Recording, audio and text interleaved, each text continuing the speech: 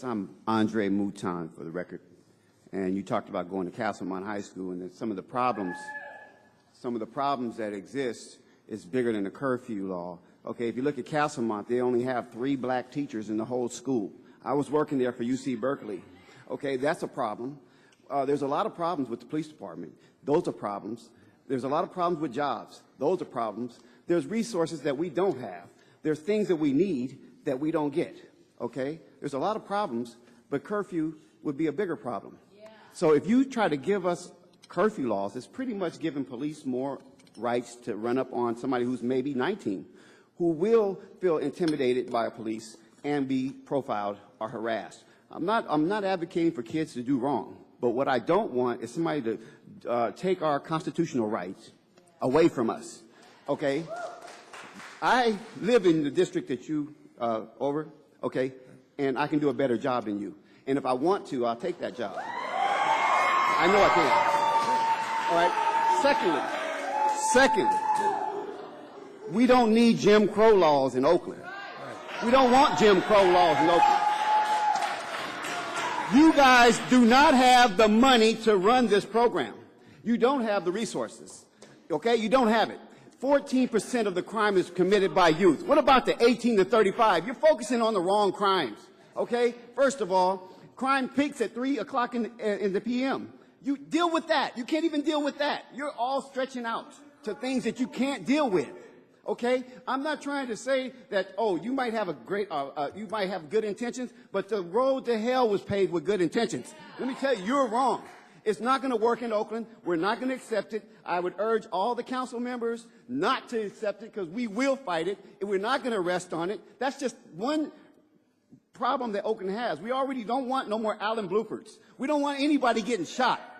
We don't want one kid that run because our kids run. They're not going to think it's like high school. They will run, and these police shoot. They're scared of us. Let me tell you something. They will treat them like meat. They'll shoot them 10 times and 15 and 20 times. We don't want one kid to get killed over no stupid curfew law. And that's what we're going to fight. And you know what? I live in your district, and I see everything that's going on, too. It's not herds of youngsters like that out there in the streets. It's 18 to 35. Focus on that. First, find the money.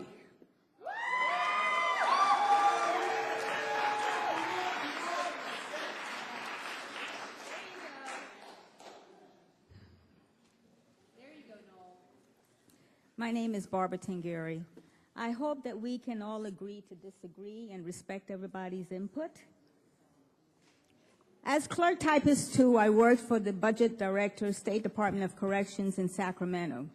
We received daily reports on what went on inside all state prisons. You can just imagine what the report was all about. I urge every parent to come to City Council next meeting on Tuesday, November the 19th at 5:30 and voice your opinions and concerns. Tonight we're having only a discussion on the PM curfew, which includes your children. As parents and grandparents, we should not leave the police, courts, and etc. to monitor and control our children. Parents, grandparents should take an active role in the lives of all children. We cannot continue on the path of losing our children to gang activities, violence, and death. We supposedly responsible adults should prepare our youth for the next generation. You heard the phrase, quote unquote, it takes a village to raise a child. I am part of that village. In speaking with City Clerk Ms. Latanda Simmons this morning, I learned for the very first time that Pleasant Hill has a successful curfew for the young. I know why it works there. The population is more affluent in terms of money. People, for the most part, own their own homes. The environment is very different. With that said, we need to connect with Pleasant Hill to find out some of what they have done to adapt same in Oakland. I'm going to finish the rest of during open forum, but I want to thank you, Councilmember Gile, for giving me 2 or 3 minutes this morning to speak with me. I greatly appreciate it. Thank you. And I hope the rest of the evening goes very well. Thank you.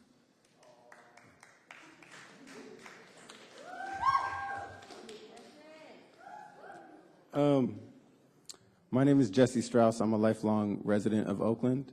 Both Mr. Gaio and Ms. McElhaney's comments at the beginning of this session, you both discussed the importance of spaces that youth can be at, youth centers, things like that. Mr. Gaio, you referenced a number of active spaces that, of course, we all agree don't have enough hours and don't have enough resources at. I can't understand in the wildest imagination of how logic in y'all's heads could work that making it a criminal act to stand outside means there's more resources in the youth centers. I think it was May of last year when the West Oakland Teen Center, we found out, was not going to receive its funding to open. That building is still there. It's still not open. Right? This is a law that is going to make it a criminal act for people under the age of 18 to stand outside. It's ridiculous. Mr. Geyer, you also mentioned that there will be... Mr. Geyer, you mentioned that there will also be public meetings in the neighborhood. I wonder what you're referring to there. You also say, we all know what we're dealing with in several areas of this city. This curfew, as far as I understand, and please correct me if I'm wrong, is a citywide proposal. It is not for specific areas. Y'all already tried that shit with the gang injunction. It didn't work. It's not working. It's a failed policy. We know policing specific areas targets specific people, black and brown youth. We know it doesn't work. It's not a policy that's going to make our town safer. And last thing, Ms. McElhaney, you referenced that we're worried about the things that create fears among residents. It is not young people who come from poor backgrounds. It's not their responsibility to deal with the fears of people in wealthy neighborhoods. We see that coming out with private security in multiple areas. It's not their responsibility. Thank you.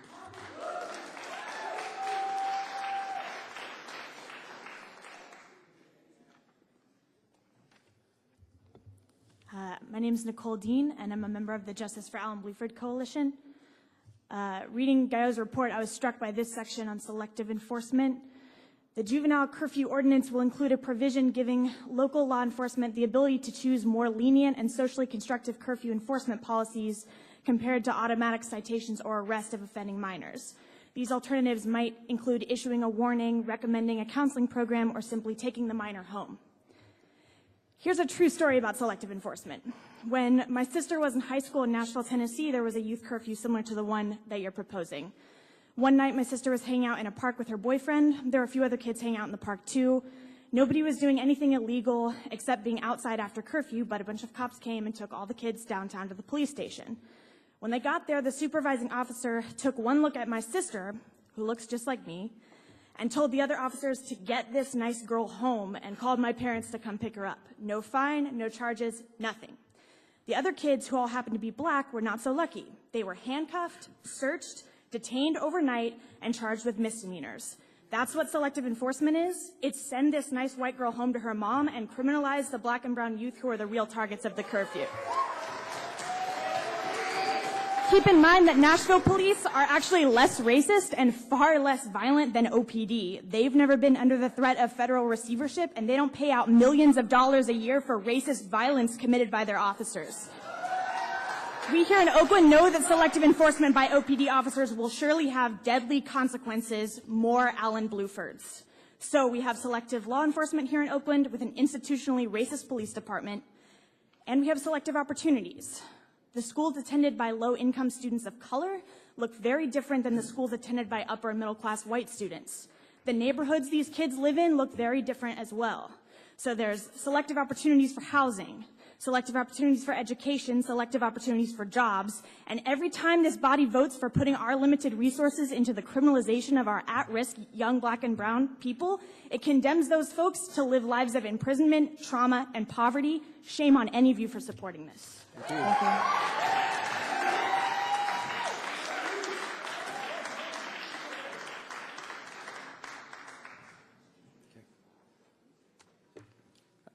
My name is David Judd. I'm a lifelong East Bay resident. I live in Oakland now. I feel like this conversation started off on a pretty disingenuous note because Councilmember Gallo spent most of his time talking about these centers and making them sound good. If they're so great, like, why is it necessary to use force to get youth to go to them? Why is it necessary to empower the cops to take people there against their will? I think that if there's supposed to be a serious conversation about how the problems that youth have in Oakland, including violence and economic situations and all other kinds of things, it's not going to start by talking about a curfew. You could have a discussion here in which you heard from young people about the problems in their lives and how the council members could help, but while you say that's what you want, you put forward a curfew proposal knowing full well that what people would come here to talk about was how they don't want the cops to have the power to take them off the street and arrest them, jail them, fine them, whatever. I mean, the cops in Oakland have a history of violence. Some of us have been coming to these meetings to talk to you about the case of Alan Bluford for more than a year now and haven't gotten any real follow-up. Miguel Masso, the officer who killed Alan Bluford, is still on the streets. That's the kind of people you want interacting more with youth. You want to give more power over youth. This is not something that you can avoid by talking about how, oh, part of your proposal is also these centers. If you want to increase the services that are offered to youth, you don't have to do that with a curfew. And if you want to do a curfew, you can't sweeten it, you can't avoid it, you can't get people to not recognize that what you're doing is criminalizing youth by talking about how you also are interested in these services. So that's all I got to say. Thank you.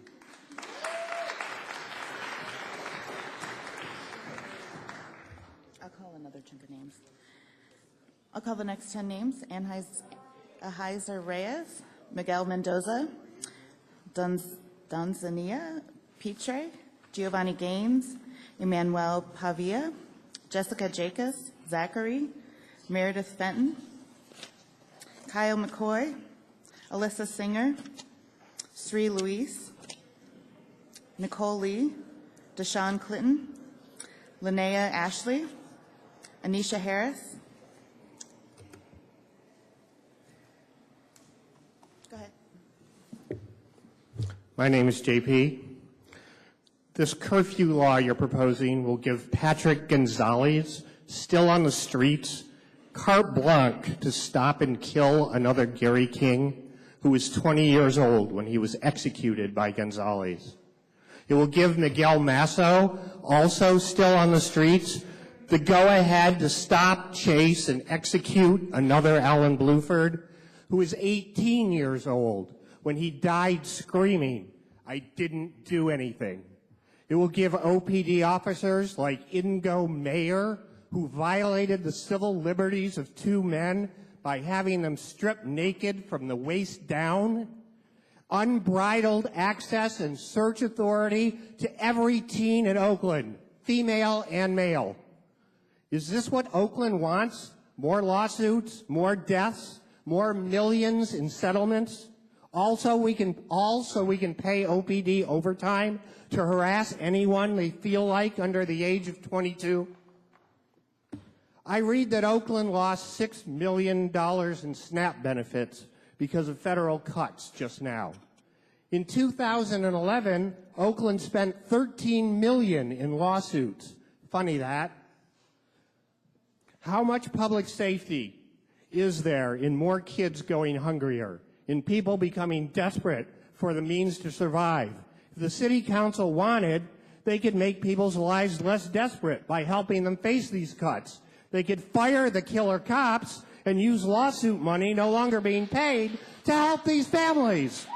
Instead, the council sit here debating paying OPD more overtime to roll up on young people like Andy Lopez, people of color. White kids are never rolled up on. They're never rounded up in curfews.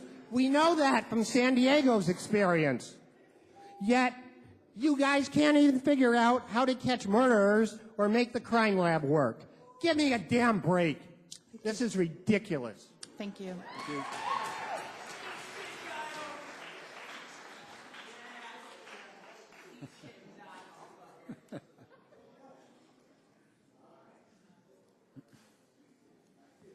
Hi, Mr. Gallo. My name is Giovanni Gaines, and I'm with the Urban Peace Movement. I lived in Oakland my whole life, and I oppose the youth curfew because if youth don't listen to the parents or they don't listen to the police, they're not going to listen to the youth curfew law. They still are going to be out. You can't hide every teen from reality. You're restricting our freedom.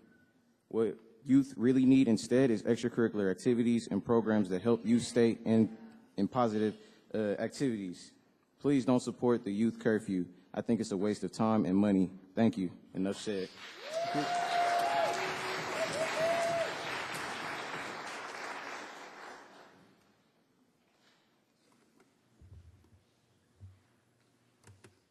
How y'all doing?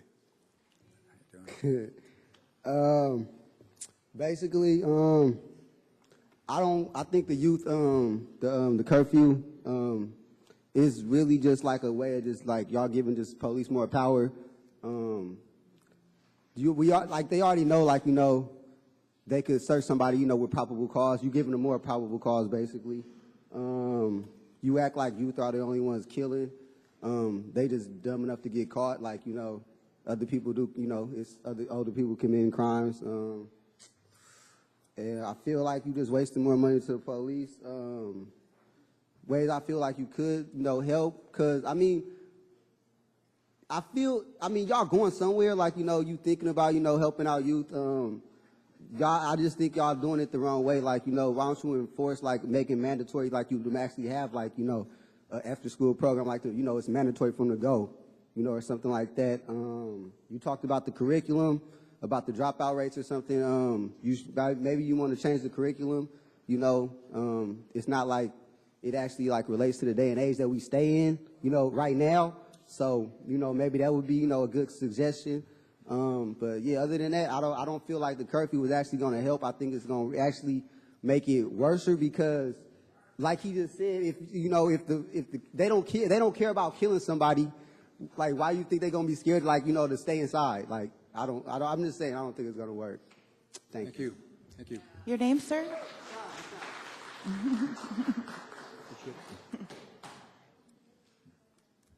Good evening, council members. My name is Nicole Lee. I'm a District 3 resident. I've actually lived over there for 15 years. I'm here. I agree with most of the points that the speakers have already made. I just want to add two things to the discussion tonight. The first thing I want to add, which I think some of the speakers made very good points about, is the data. So even according to OPD's own data, the average age of homicide suspects in 2012 and also this year so far is actually age 30. So we know that young people are not the main drivers of crime and violence in this city. And so one of the things that's hard for me is we hear a lot about this discussion about youth violence. And we certainly know that there are young people who are involved in violence. But I think we always have to look at the bigger picture and the data. And the data shows us that youth is actually, the word youth should not be synonymous with the word violence. And so we have it. So we have two things we have to deal with, I would say, separately in the city. On one hand, we have the question of what is it that youth actually need to be successful in this city? What kinds of supports do we need to give our young people to be successful? And then separately, we have the question of violence in the city and what kind of intervention needs to happen to stop the violence. But let's not confuse and conflate the two things. Secondly, I want to talk for the next 40 seconds about trauma. So one of the things that creates and perpetuates the cycle of violence that we all know is trauma. Another speaker mentioned Gary King Jr., one of our young women who just had to leave, actually, she was going to speak. She was the sister, she grew up with Gary King Jr. On her 17th birthday, she walked outside of her front door on her birthday and saw him laying dead. Our young people have been exposed to untellable kinds of trauma, and that's what's actually getting in the way of them being successful. Enacting a youth curfew is going to make them afraid to be outside, and it just adds damage to damage. So I ask you to consider that, and please don't support this proposal. Thank you. Thank you. Thank you. Mr. Chairman, if I could just ask the gallery to allow the speakers to speak. When you clap at the end so we can make sure we hear their full comments, please, because I'm trying to hear them. Hello? My name is Zachary, and like everybody else that's come before me, I'm against the youth curfew, like the people of Oakland seem to be, and if we lived in a democratic society, there probably wouldn't be this curfew. Side note. Also, I'd like to reiterate what Giovanni said, which is that, do you really think that the people that are going to commit crimes are going to listen to this curfew? Of course not. Another thing I'd like to say is that I am a substitute teacher, and I probably know about half the people, a little bit at least, that are going to be affected by this law. So I'm very concerned with people that are 15, 16, 17, younger looking, or not even younger looking, 18, 19, or 20-year-olds that will be profiled, that will become, that, what I get a lot as a substitute teacher is what I put out, I get back. So I would ask you all to think about the long-term effects of having a law that treats youth as if they're stupid, which they're not. Our youth knows not to go on certain streets at certain times. They know the risk they're taking. So why should you all have the right to tell them that they can't do that? You know? So what is the long-term effect of telling someone, you're dumb, you don't know not to be here at this time, you don't know this? What does that do to them long-term? Does that make them act in a mature manner? Does that give them the respect they need? Does that mirror what you want back? Or does that tell them that they don't know how to do that when they do? And does that tell them that you don't respect them, which you don't, or else you wouldn't have this law? Thank you. My name is Meredith Fenton. I live in the Diamond District, and I oppose the curfew, but I'm going to cede my time to Kyla. Hi. Hi. Hi, I'm Kyla Lewis, and I'm 10, and I think the curfew is wrong. One, because you said even on weekends, if a movie goes on to 10, because if a movie starts at 9 and the movie goes on to 10, what are we going to do?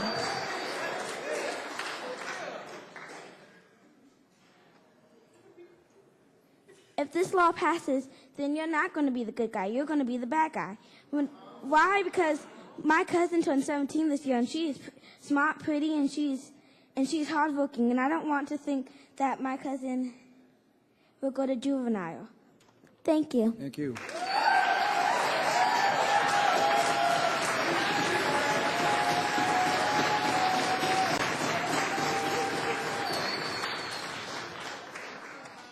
Hi, my name is Alyssa. I want to say that this conversation is not a conversation about whether or not to keep kids safe. It's a conversation about whether or not to take away their freedoms.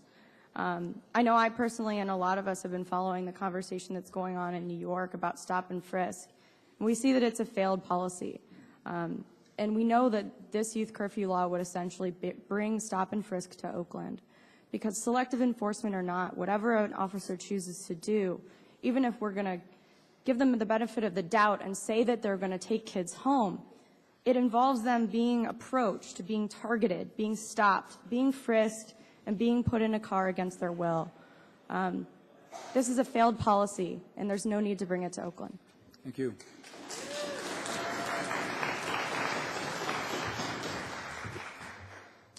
Hello, my name is Kyle McCoy. I am a by any means necessary organizer, and also I am a UC Berkeley alumni. All right? Now, stop and frisk is one thing. I was in New York just not too long ago, Washington, D.C. area. The thing is, stop and frisk is a horrible racist law, and I don't believe that this is needed for our community at all. What is needed is more after-school programs, more educational programs, more community effort around in helping out. We don't need any more police. We don't need more police brutality. We don't need any more police stop and frisk. What we need is more community effort. UC Berkeley has actually different parties that they have out here in Oakland.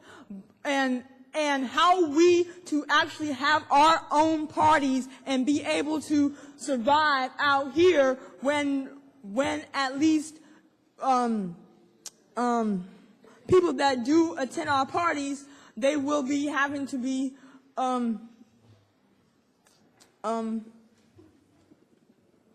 delayed on the curfew. Sorry. Also, what I would like to say is that me, as a black young man, I grew up in Oakland. I have no convictions whatsoever in the police department. I grew up in Oakland. What I had was a good, loving family that cared about me, that put me through after-school programs and family activities after school, and I believe that they need to be installed here. And also, just one more thing is with the whole thing with the after-school youth, I met Oakland Tech and Oakland High School students, and all single one of them we work with, and they want an education. They want to be much more productive in schools. What you need to do is open up the AP classes to black and Latino students that they can come to a UC. Thank you. Thank you. Hi, my name is Anisha. I'm with TNT, Teens on Target, and I also attend Castlemont. I would like to say that I do not agree with the curfew because crimes don't only happen at night, they happen during the day. Teens are not the only people doing the crimes, and that you're just going to be putting us teens in jail, which is what you say you don't want to do, but is what you're going to do.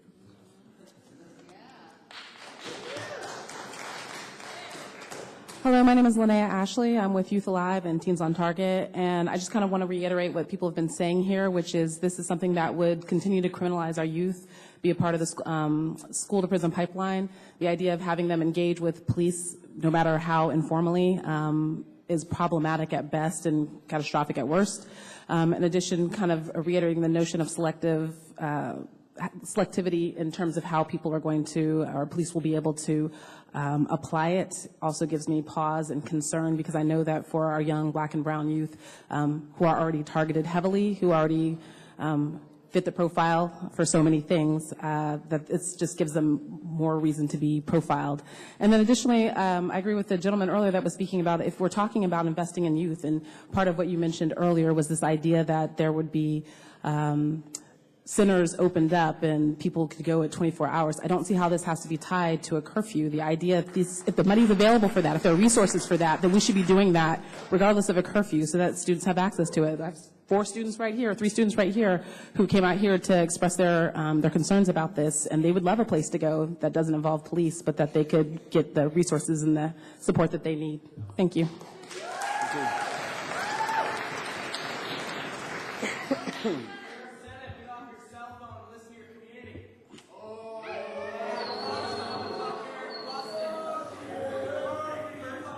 Hey, you can't. You're taking the time from the speaker. You have to be respectful. Okay, officer, I want you to remove this gentleman right here. Hold up, sir. I want you to remove him right here. Officer, I want you to remove the gentleman with long hair. I want you to remove the gentleman with long hair.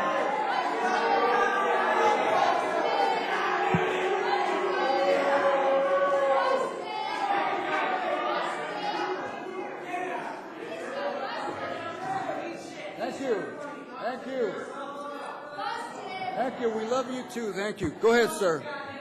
Thank you. We love you too. Go ahead. Go ahead, sir. My name's Dave Firestein. I'm a Oakland resident and a teacher. Hold on a second. Sure. Hold on a second. You're next. Officer, this gentleman right here, remove him also.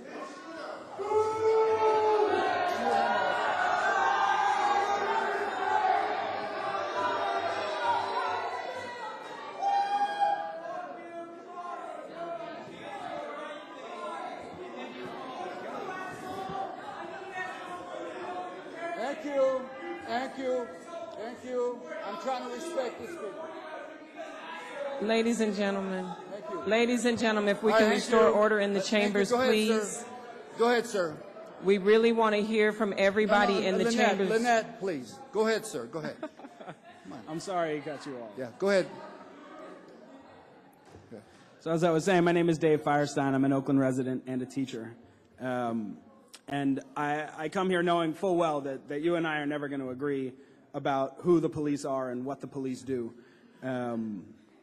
But ignoring that for a moment, I think what's really dangerous about this curfew is it gives one more reason for police to stop someone, right? And every time the police stop anyone for any reason, it dramatically raises the risk that that police officer is going to pull a gun out. And every time a police officer pulls a gun out, it dramatically raises the risk that that person is going to get shot because they reached for a wallet that was silver, or a cell phone, or grabbed at their waistband, right? I mean, number one reason cops shoot somebody, he was going for his waistband, he was pulling up his pants, I thought he had a gun.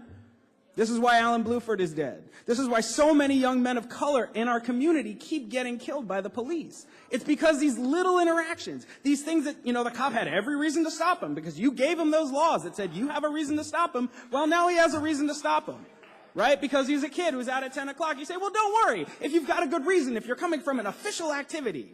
Okay, well, by the time that cop figured out that kid is coming from an official activity because he's pulling that paper out of his pocket to go, look, see, I was at a city council meeting. He pulled something out of his pocket and that cop's going to put a bullet in him. Accidentally or on purpose. I don't know. But it may surprise you. I actually do believe we should have a curfew on the most dangerous people in Oakland, which are the police. I think we should put a curfew on those fuckers. I think there should be a curfew from midnight to midnight. They can't come out because they're dangerous and they do all these crimes and they're hurting our community. Thank you. Thank you. Thank you.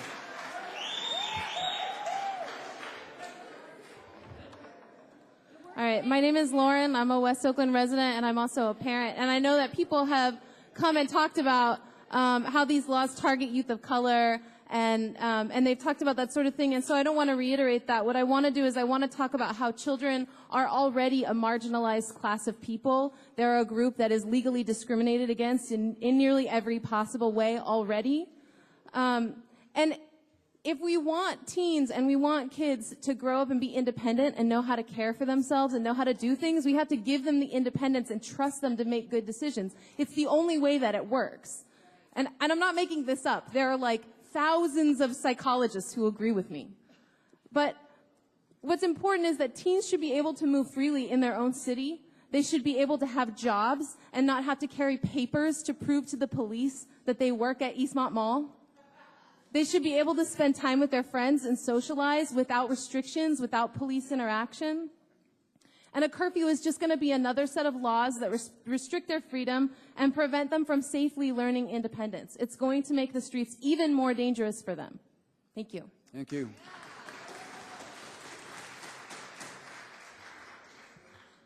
Hi, my name is Persephone Smith-Donahoe, and I live here in West Oakland, and I just wanted to say that this is not a land of the free. If I'm not allowed to say things, I'm not allowed to do things, and now it's a crime for me to go places at certain times, that doesn't sound like a land of the free to me. And I'm homeschooled, so sometimes I walk to the park, and now you're going to send an armed man to go take me back to my house? That doesn't seem very cool or nice at all. And I am against this law, and I think I should be able to go places. I think I should have, I think I should be able to, like, do things and make decisions for myself. And I'm sure a bunch of other people agree with me. You know that. And I really just am against this law, and I think it's terrible. Thank you.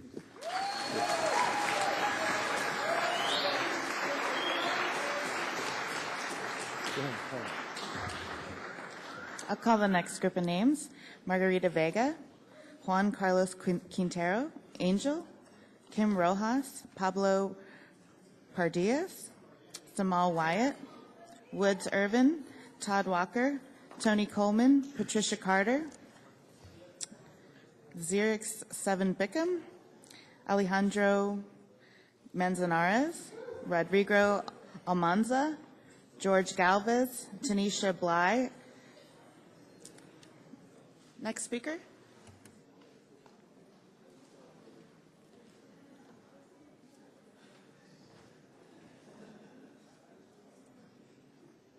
Hello, my name is Tony Coleman. All power to the people. I'm a resident of West Oakland. I also have a bike shop, called Bikes for Life. One fam.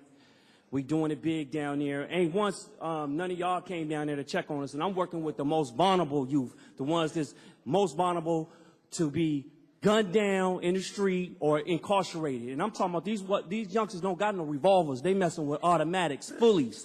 You know what I mean? For being outside. And I ain't seen none of y'all come down here to try to see about us having no basketball league or anything for them to be out there in the streets to do something positive or productive or offer no job. I ain't seen you once, Miss Lynette. You know what I'm saying? We down there. We on 7th and Proctor across the street from West Oakland Post Office, right by the bar station. We ain't seen you once. Nancy Nadell, she used to come check on us because I'm working with thousands of youth. And these some of my youth right here. You know what I mean? I'm messing with the ones that's out there. You know what I mean? And ain't none of y'all came down there to check on us to see about nothing. But now you want to use money to put more youngsters in jail. You find money for that, but you can't find no money to give them no job. You can't find no money to do nothing for them. You know what I mean? We're against that. We're against all that. And we're going to fight it, and we'll be down here every chance we get to come down here, because you're just helping us build more rebels, because every time you come out with some more laws like this, give us more opportunity to bring them down here. We coming from the West, and we're going to come down here every chance we get to show you the face what they look like. Because you ain't gonna be there. You ain't the one that gotta go to their funerals. You ain't the one that's gotta be out there on them street memorials. You don't gotta see them being dead in the street. But then all of a sudden, all you want to do is criminalize them and put them in jail. That's all you care about doing, to make yourself look good, like you doing something, and you ain't doing nothing. If it ain't worked before, it ain't gonna work again. So quit trying to make these little band-aids to make yourself feel like you're doing something, because you're not doing nothing new. Find some way to make some real changes around here. And Lynette, I expect you to come see us.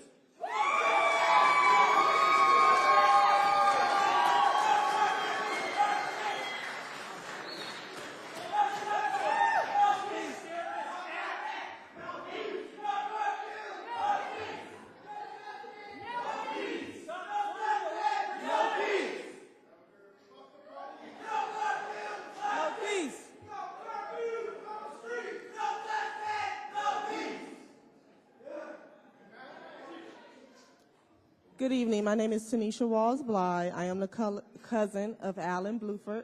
I've spoken before you all before, many times before. As you know, Alan Bluford was murdered by Miguel Masso, one of your Oakland police officers, on May 6, 2012. Alan Bluford died screaming, "I didn't do anything. Why did you shoot me?" Alan Bluford's death is evidence of why this curfew law will not work. It will not work because the Oakland Police Department does not have trained, neutral, and/or professional police officers. Simply put, as many people have said before me in various ways, Oakland police officers, they're only going to, if this law is passed, it's only going to be implemented in a very racist manner. It's all it is a different way of saying, yes, you can racially profile young men. Miguel Masso, what did he say? I could have swore he had a gun. That is the type of police officers that Oakland Police Department has in its police department today. Those are the types of police officers that you're going to say, hey, yes, you can go out and stop someone because they may look a certain age. There's so many problems with this law that you are proposing that it's entertaining that you all would even support a law framed in the way that it is framed today. I am a product of Oakland. I was born and raised in East Oakland. I worked ever since I was 12 years old. In high school, I worked at Bayfair Mall and lived in East Oakland. I didn't get off of working retail until 10 o'clock. This law will stop young people who are trying to do the right thing. This law will discourage young people like me who are trying to do the right thing. Please do not pass this law. Thank you. Hello, my name is Margarita Vega. I am from Castleton High School, and I'm also part of Teens on Target. I disagree with this curfew because since there's few police in Oakland, they're going to be focused on teenagers being in the streets when it's dark instead of dealing with real crimes. Also, I disagree because with all the money that will be put in jails, instead of school will have less money and resources. You should worry about students who wants to go to college and make my class of 2014 successful. So don't agree to this new law.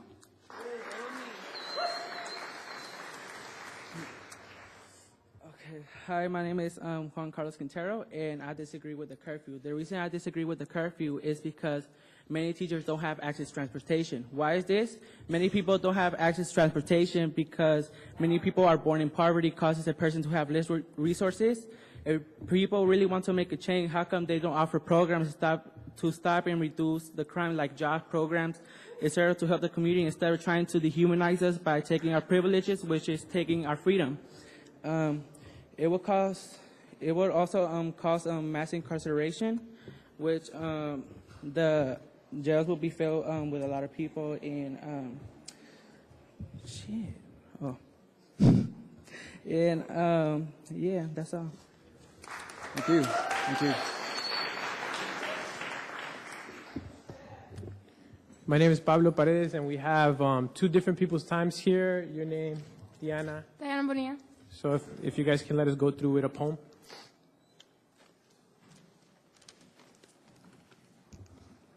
We'll try to finish by 10 so there won't be any problems. I'm here today to say curfews don't reduce crimes. They criminalize us and our day-to-day. I'm here to shed a light on some inconvenient truth and about how society treats our youth. They won't arrest 40-year-old pimp or the 30-year-old John. But they will arrest me when my pimp is gone. White kids will puff pot in parks on the hills past 10, and it will all be chill. But if you're brown or black on the flats, enforcement will feel different. They told me once the definition of insanity. Haven't worked and in fact made us indifferent. Youth curfews don't recognize our humanity. But we will suffer the losses. 5 schools closed at one school board meeting for the lack of funds. But we will never experience the lack of sexy squad cars or the lack of guns. Police write charges through impoverished slums. But they even pimped out a lowrider for fun. I'm here today to say curfews don't reduce crimes. They criminalize us and our day-to-day. Being detained for a curfew violation led to my deportation and my family separation. Border my indignation, but this was never about safety. It was about insecurity of a nation. They flew drones over borders and placed checkpoints on highways. Ghetto birds over ghetto communities around my way. Curfews and Andy Lopez, only 13 bleeds on his own driveway, and you wonder why they call them pigs and look at them sideways. 30-year-olds are the ones who commit homicides, but to mess with their freedom is political suicide. So we focus on youth and our future dies, disenfranchised, marginalized, criminalized, but Gallo won't even look you in the eyes. I wonder what he has to hide. Could it be that he was me, profiled at age 13 in these same streets and felt the fear and anxiety that we breathe? And the guilt of becoming what he tried to leave is making it too hard for him to see that all we yearn is to be free. Mr. Gallo, are you feeling guilty? Do you have nightmares of Andy's death certificate signed in the same ink as this policy? I'm here today to say curfews don't reduce crime. They criminalize us in our day-to-day. I couldn't watch my mom get punched and kicked, couldn't sit through or stomach my family shit, couldn't watch my moms get battered, couldn't listen to her cheekbones shatter, couldn't watch her bruised eyes go fatter, but it was past 10 and the fact that I didn't feel safe in my own home didn't matter. White people are allowed to feel safe. Black and brown folks have to scatter. When we talk public safety, we never mean ladder. I'm here today to say curfews don't reduce crimes. They criminalize us and our day to day. 67 sueños, 67 dreams.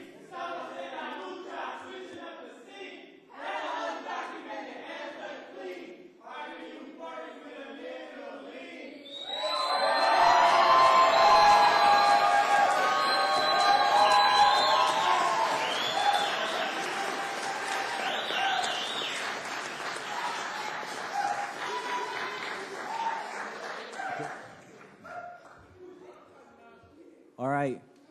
So before I get started, I want to say, as an Oakland youth, I admire you trying to save our lives. I admire you trying to save our lives, but you're going wrong. Really, a youth curfew? That's not going to do nothing but just get more people to break it. As youth, you really think we listen to our parents? No. Like, a youth curfew isn't going to stop us. Also, you stereotyped us in the last meeting. You went like, I know where half of us are going to be in 5 years. Really? Why did you stereotype us? Like, you should know we're youth leaders. There's one thing I want to say about that youth curfew. Fuck your shit.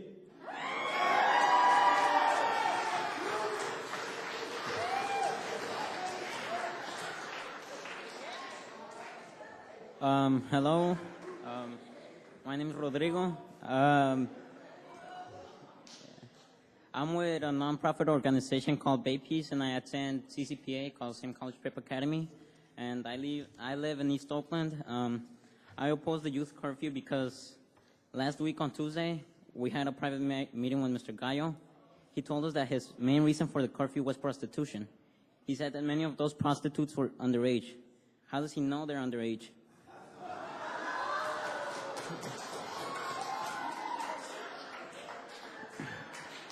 Why does the curfew not focus on pimps then? What do teens and people under 18 have to do?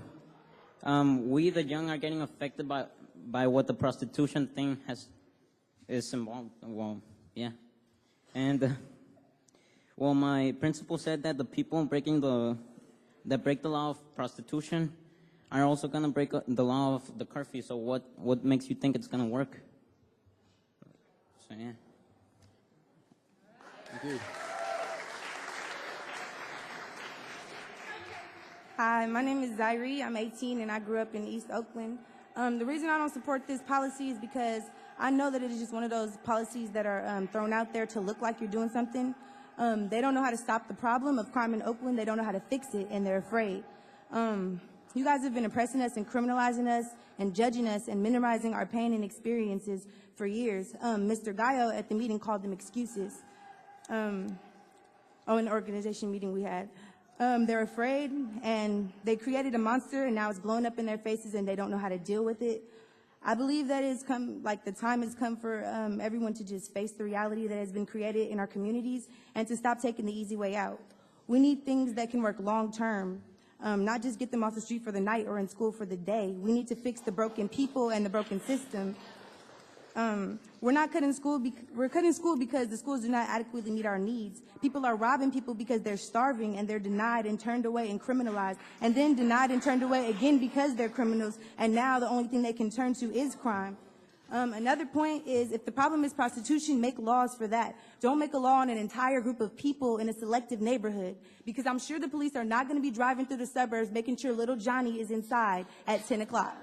That's it. Thank you.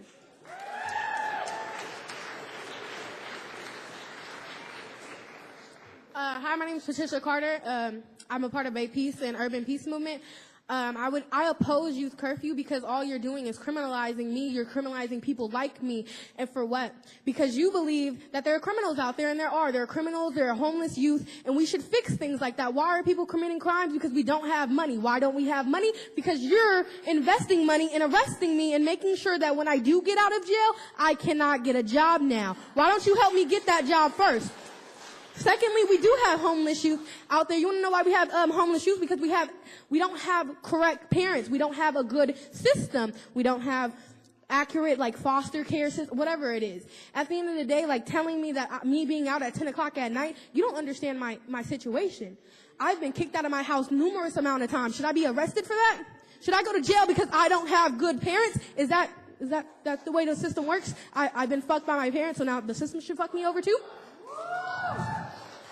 If you want to help me, you want to help people like me, let's start by making schools better. The reason why we have high school dropouts is because our system is oppressive. I go to school every day and they tell me I'm a bad person. Why do I want to be there?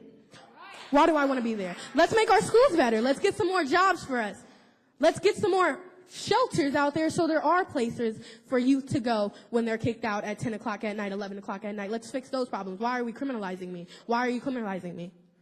Why?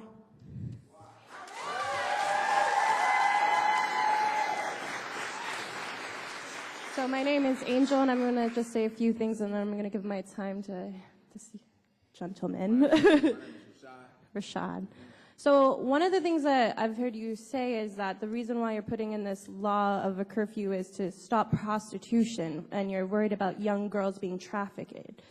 First of all, that is extremely patriarchal to put in a law to stop women, young teenage girls, from being prostitutes when it's like statistically no one ever goes after the pimp. No one ever arrests the Johns.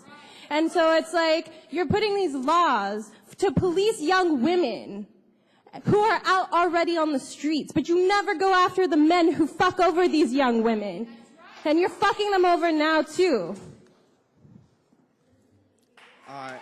Can I get my own time? Can I get my own time? Can I get my own time? I think I want my whole 2 minutes. Can I get my whole 2 minutes? Can I get my whole Did you 2 fill out a speaker card? No, okay, I take the rest of the time then. Okay. I take the rest of the time. All right, my name is Rashad, and to be honest, like, you know what I mean? I'm not a squeaky clean type of person. You know, I done did my dirt, so you feel me? Trying to get on y'all type of hype, trying to get on y'all type of level. Try to get on you guys' type of level. But you feel me? The best way I think y'all should help crime rates go down is, you feel me? Just give us some more money. Like, you know what I mean? To be honest, I did my own dirt, but $5,000 has changed my life right now. You feel me? I'm just saying, though. But at the same time, y'all see me standing right here. I done did a lot of dirt, and I did a lot of things that I'm not too proud of. But at the same time, I was trying to get on y'all level just to make myself a better person. These crime, like the little curfew thing, a lot of people be out there probably, you feel me, because they got issues going on at the house, and they really ain't got no place to go. Like on jokes, like on some real hype. I got a lot of little young homies that be outside. They be young though, like 14, 13. They be outside. You be like, bro, why you not in the house? Oh, mom's got a new boyfriend. She kicked me out the house. Like, it be real life issues like that, like for real, for real. And then they can't call the police. They don't want to snitch on their parents and stuff like that. You know what I mean? Parents might got some problems, but at the same time, you feel me? Probably you just need more funding, like for like programs that really just help people get off the streets like that. You feel me? They got a little arcade to go to or something. Ain't no arcades in Oakland. Like, come on now, no arcades or nothing. Like, you feel me? That's all people need. Like, you feel me? You could throw them in jail, but then a lot of people get out of jail and ain't got nothing to go to. But that's my time out. My name is Rashad, though. You know. All right, appreciate it. Thank you. Thank you.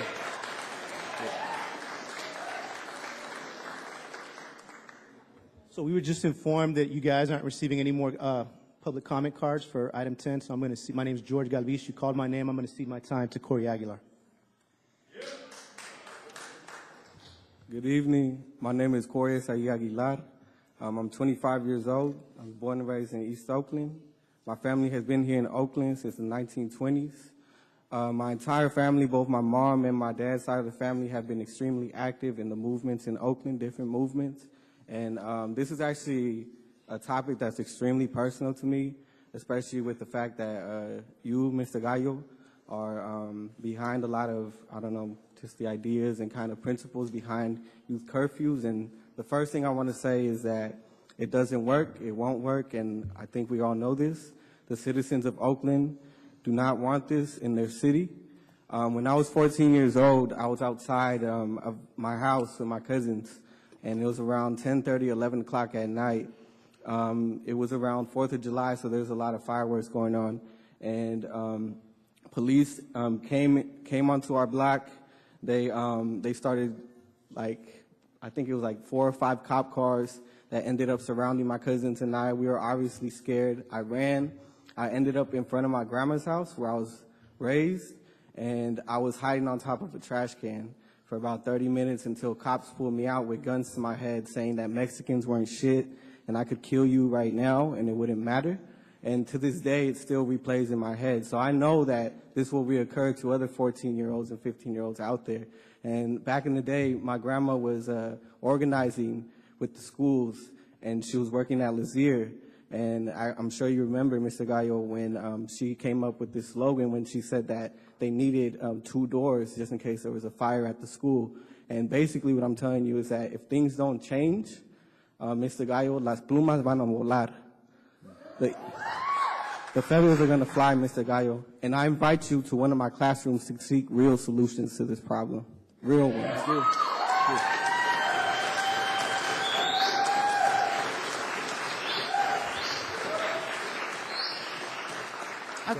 I'll call all remaining names. Jess Honey, Victor Rios, Natalie Romero, Jose Enrique Rios, Diana Bonilla, Gisela Ramos, Elizabeth Hernandez, Jacqueline Garcia Martinez, Yaxeli Romero, Maria C., Victoria Moli, Iris Mendoza, Tatiana Chateri, Francois, Richard Jackson, Reginald Tolan, Damien, Desi Mundo,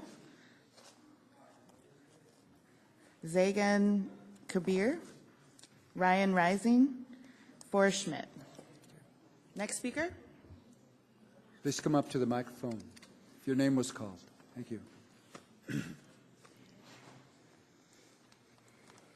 Good evening. Thank you for having me. My name is Victoria Moley. So I'm with Bay Peace. I live in East Oakland all my life. A lot of people can look at me and think that because I'm brown, I'm not from here. Yeah, I'm from here. I speak English, just like the rest of the people over here who are here. I mean, did you see how full this room was? We didn't come here because we want to say, forget you guys, whatever. We came here because there's a reason. And that reason is the youth curfew, which I disagree with. I honestly feel that it's a waste of time. It's a waste of time because, think about it. Anything that they're going to be restricted not to do in the night, they're going to do it during the day. Nothing's going to stop them. But you know what will be if we had more resources for our schools. We need more after-school programs, more people who will listen to us, more youth counselors for all the things we see out there that most of you guys wouldn't understand. That's what we need. We need your guys' support in ways that you guys aren't giving to us. I saw a homeless man die. Because why? He was pulling out a cigarette. And the police shot him because she thought that they were going to do something else. And you know what? It went on the news that he was trying to harass her. I was there to see it for myself. He got shot for pulling out a cigarette. Does it seem like we're the one who's causing these problems?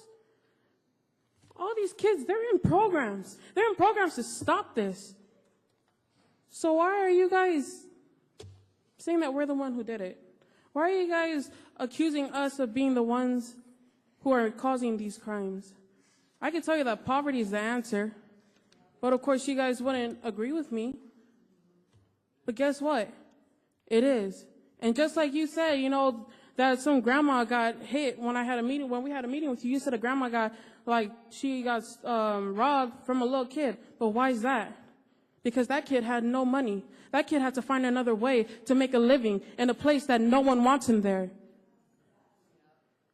Just think about that. Think about the other ways that you can help us, not oppress us. Thank you.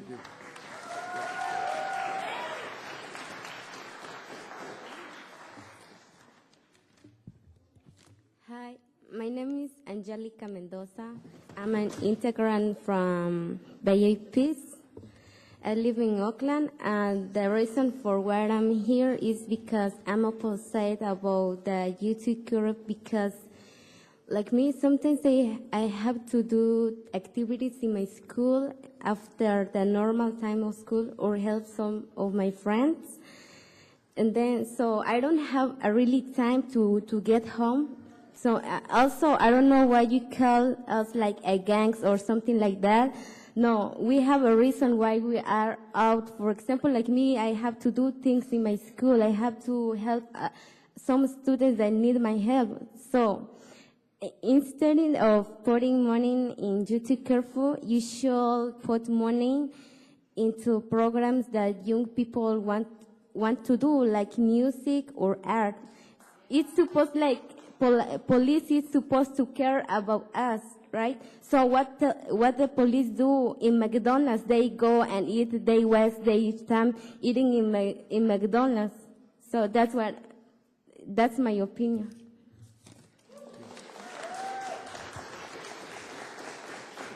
Hello, everyone. My name is Tatiana Chatterjee. I'm also with Bay Peace, Better Alternatives for Youth. I'm happy and I'm proud to be representing our collective voice and the voice of the youth that I have the honor of working. We believe that this youth curfew proposal is a dangerously misguided attempt to penalize young people when they actually deserve our love, all of our support, and our confidence. The young people that I encounter in the Oakland Public Schools every day blow me away with how intelligent they are, not just academically, but how they understand social problems, they can articulate them, they can imagine solutions. We don't need more militaristic police in the city of Oakland. We just don't. We are not working towards peace if we give individual police officers more authority to harass young people, and indeed if we mandate them to do so in the name of juvenile protection. We know the research, the speakers have already been saying this, youth of color are disproportionately harassed by police, presumed to be guilty, too often murdered because of this presumption. That this is disproportionate to their white counterparts and disproportionate to adults. A youth curfew assumes that youth are up to no good.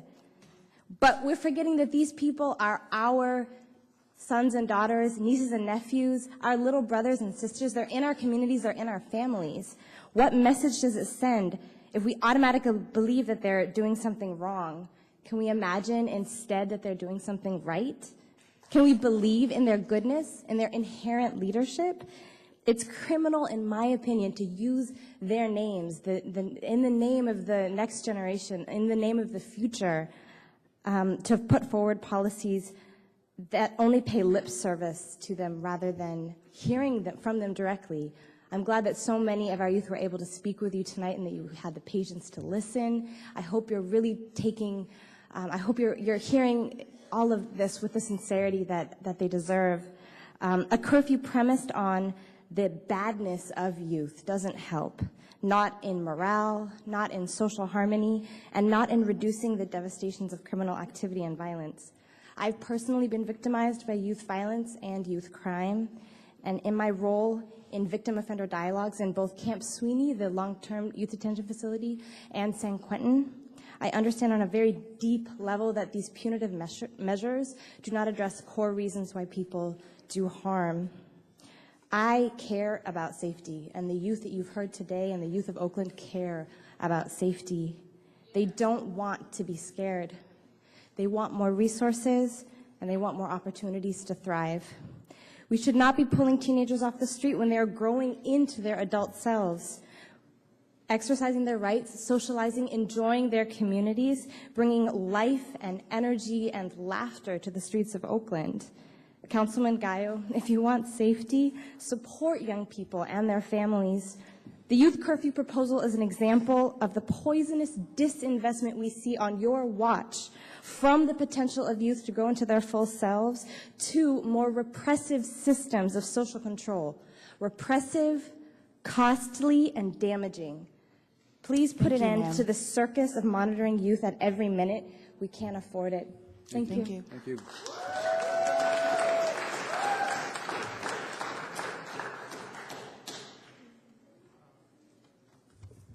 Hi, my name is Jess Haney, and I'm a member of Critical Resistance. With so many people here in this room tonight, we've come here many times to have discussions, and it's really unfortunate when they begin with something like a curfew or a gang injunction or an anti-loitering law.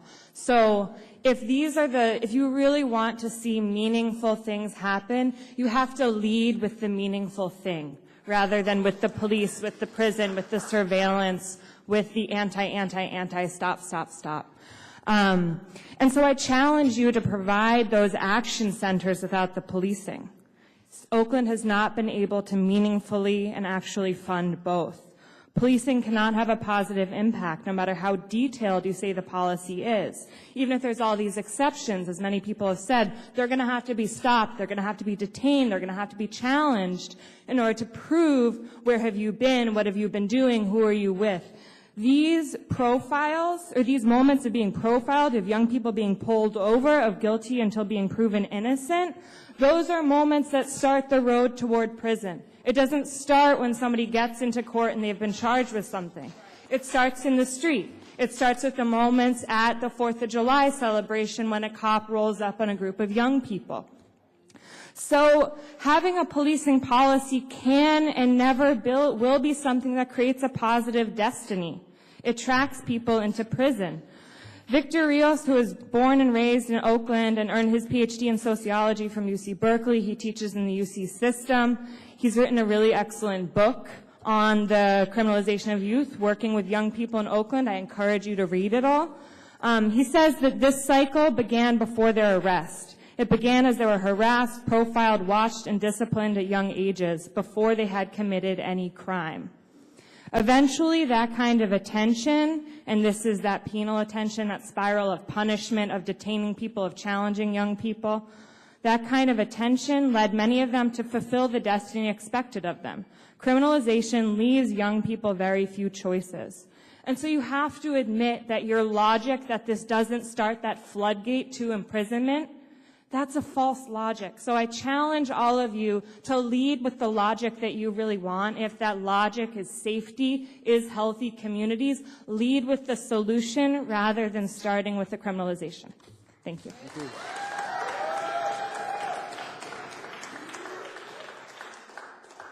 Hi, my name is Woods Irvin, and I'm with Critical Resistance and the Stop the Injunctions Coalition. Curfews criminalize all youth by making their movement and activities deviant and threaten them with shame, exclusion, punishment, and imprisonment. Curfews treat youth as social risks and social threats. By Oakland City Council proposing such a legislation, you are collaborating with police and the prison probation system to create a powerful culture of punishment, which will impact how youth are ensnared in it, and will make meaning and decisions in their lives. If the curfew policing follows the patterns of gang injunctions, then curfews will disproportionately impact black and brown youth. In Fresno, San Diego, and Santa Clara counties, the curfew crackdowns were followed by higher levels of youth crime in every category, both absolutely and also relative to adult crime. So with after-school programming, rec center programming, and other positive community funding being slashed, putting cops on evening beats to pick up youth who are outside sends a clear message to youth that Oakland is willing to ignore them until they become worthy of criminal attention. Rather than policing youth who have been pushed out of school or are at risk, we need to focus our limited resources on advocacy and support services. A youth curfew is not a pipeline of opportunities. It is a pipeline directly into the police and legal system. Why are we putting resources into harassing youth who have been pushed out of school or don't have a safe place to be at night, rather than putting equivalent or greater resources into the places that we want youth to be in the first place, into the places that are the solutions? Thank you. Hi, I'm Desi Mundo. I'm the founder and director of the Community Rejuvenation Project. I feel that the proposed curfew is an expensive Band-Aid in a council that has a long history of expensive Band-Aids that don't work. Ineffective gang injunctions that cost $700,000 resulted in one arrest. The charges were later dropped. In the meantime, people's lives were, messed up, harassed. Now we have the anti-graffiti ordinance that is penalizing business owners, putting the weight back of penalty back onto the youth. And now we have this proposed curfew. We've already heard the statistics. 78% of youth arrested are black. 80% arrested are dismissed at trial, which increases the soft stats of the very dysfunctional Oakland Police Department, which only solves 26% of its murders. So why are we trying to give more responsibility to a department that is fighting just to maintain this corrupt thin blue line? The real solution you've heard all night is more youth engagement, more youth programming. Try to spread the arts beyond the art murmur and into East and West Oakland, into the communities that have a long, rich history of arts. This is not a crazy idea. Bill de Blasio just ran in New York on a policy of ending stop and frisk, and increasing funding for all after-school art programs. This is not radical. This is common sense, and you've heard it all night.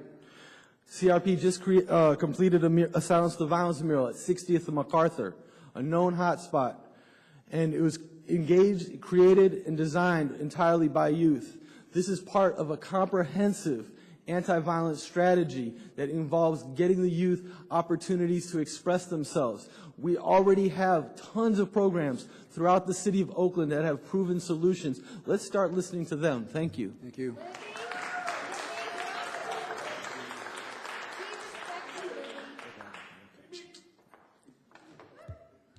So my name is Victor. I'm a student at Midwest. I'm undocumented and unafraid.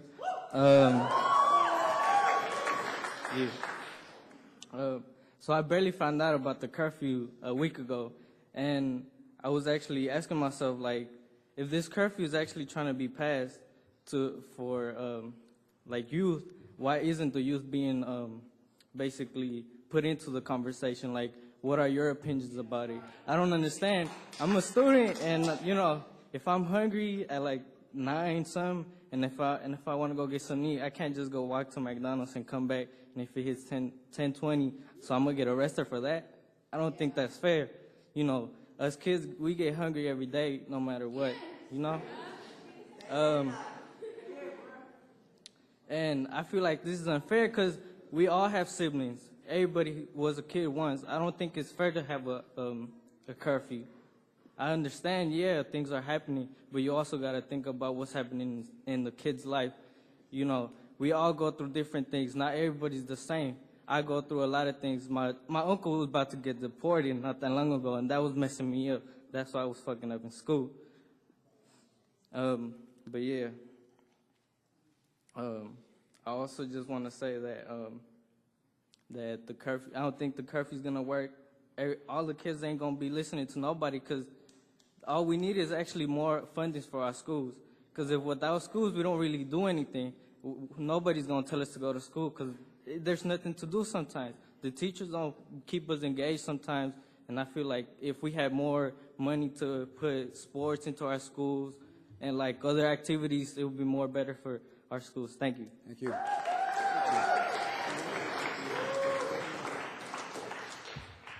Hi, my name is Diana, and I disagree with your decision to put a curfew. Matter of fact, I think you should be ashamed of yourself because you're a Raza too, and you should understand our struggles. I'm 17, and I have to work. I work in Richmond, and I have to come back here. I stop working at 8:30. The bus takes 2 hours to get here. I come home at 10, so I'll get arrested for trying to help my family, and I'll get a ticket which I can't pay. And another reason is, to be real, who do you think are going to be stopped? People of color. And matter of fact, I met you before you got elected. And I met you at St. Elizabeth when I used to go to school there. Your whole speech was different. Was it because I was in a private school? Because I really feel like these people got into your head. All the money got into your head. And your mama, I know your mama feels sorry for you. And stop calling people youngster because you ain't cool. If you trying to do this to us, stop calling people youngsters, for real. Thank you.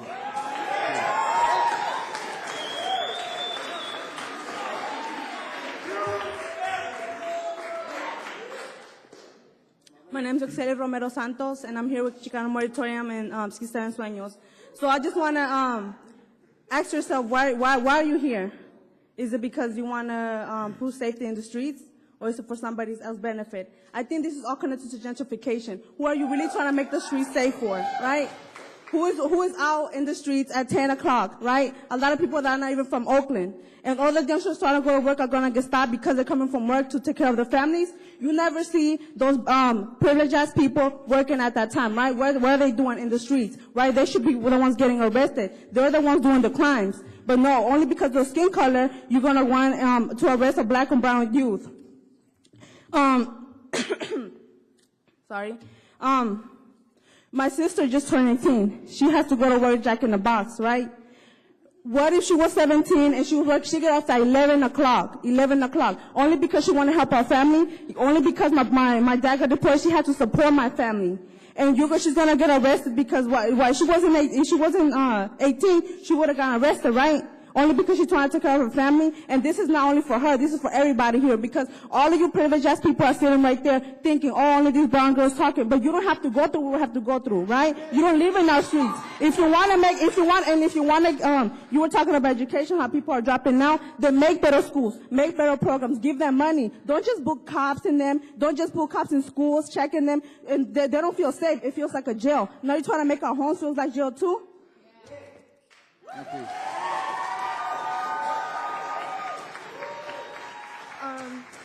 So what's up? My name is Gisela, and I just wanted to say that education isn't even fair. Our schools have trackers that like make us. You saying that Oakland schools are stupid, that Oakland people are stupid, and that's not true. Because I know hella my people right now that are going to college getting this shit straight because they have family and they have dreams and they're gonna make it. But if you're spending your money on curfews and giving the right to police to shoot us, how is that gonna help us? You're putting like laws that are gonna affect us and that are gonna make us probably like get shot and stuff, and you don't give a fuck. You're sitting there with a straight face acting like you don't give a fuck, and I don't feel like that's right. You really need to understand that my people need education, not police in our communities that are able to shoot us because you gave them that right.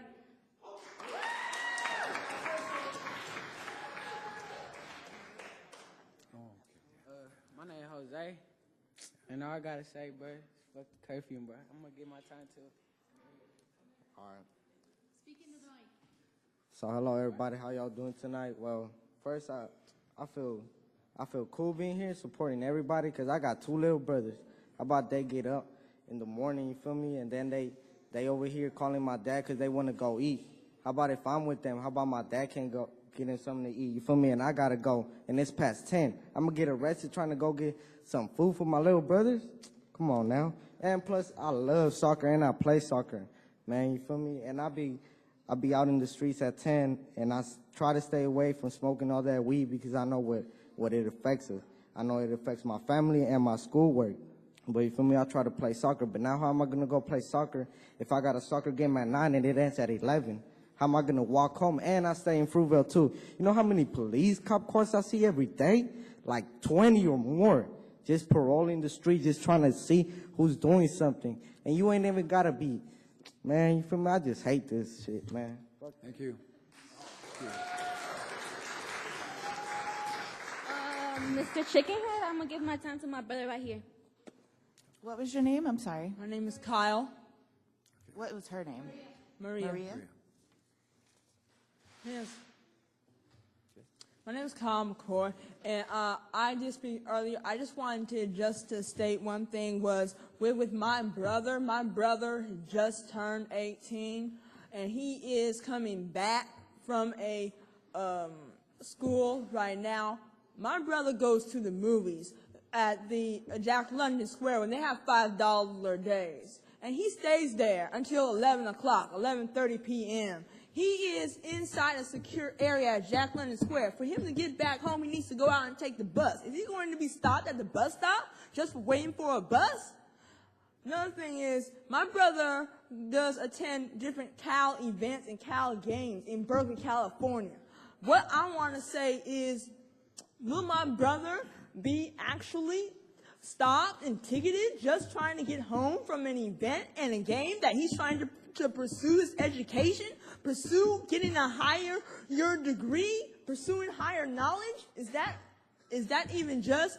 And just one more thing. I'm sorry that Council Member Desley Brooks is not with us tonight, but what I wanted to say is my grandmother was a community college leader, and she actually was one of those people that went to all different community colleges in California.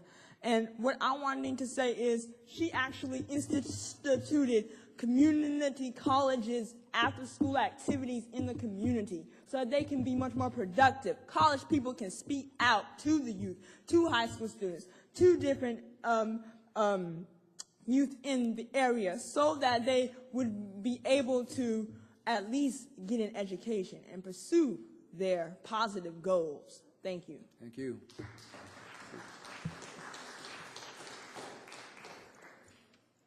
My name is Ryan Rising. On November 7th, earlier this week in Des Moines, Iowa, a father called the police on his son. When the police found the son, they ordered him to turn the truck engine off immediately, and when his son didn't do that immediately, the police shot him. Tyler was 17 years old. He was unarmed, and he'd done nothing but take his dad's truck to buy a pack of cigarettes. Tyler is now dead. We don't need any more reasons for the police to be unnecessarily interacting with our youth in contentious ways.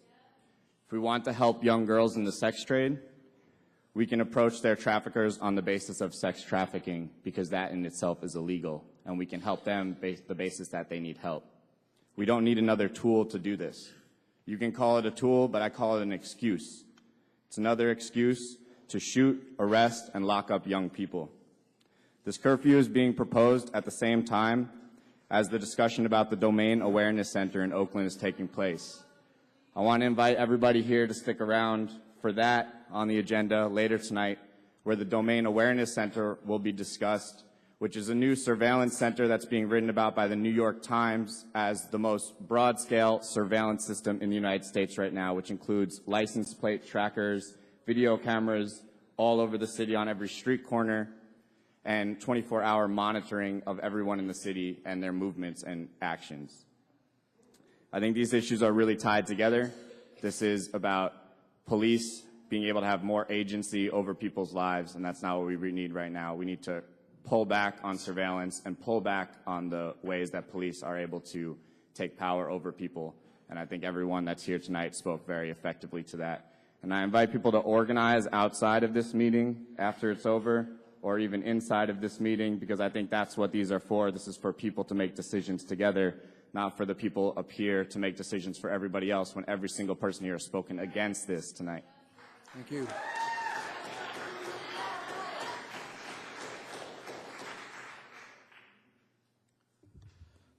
Hi, my name is Zagum Kabir. I'm also going to speak in opposition to the curfew, just like every other single speaker here today. So it'll be interesting to see if the council passes this against the community's will. This is just going to increase the militarization of our police, increase police violence against our youth. So many points have already been made by everybody here, by dozens of speakers. Instead of just being repetitive, I'll just take this moment to also mention and ask everyone here to stay for that action item about the Domain Awareness Center, which is a fusion center that makes Oakland a leader in America in surveilling its citizens. It's going to be a system of license plate trackers, surveillance cameras, all incorporated in one fusion center. It's going to be tracking all Oakland citizens and residents. So we need to speak out against that as well. And this is all part of the same initiative to increase police surveillance and repression in our communities, taking away our democratic voice and just our ability to be free. Thank you. Thank you.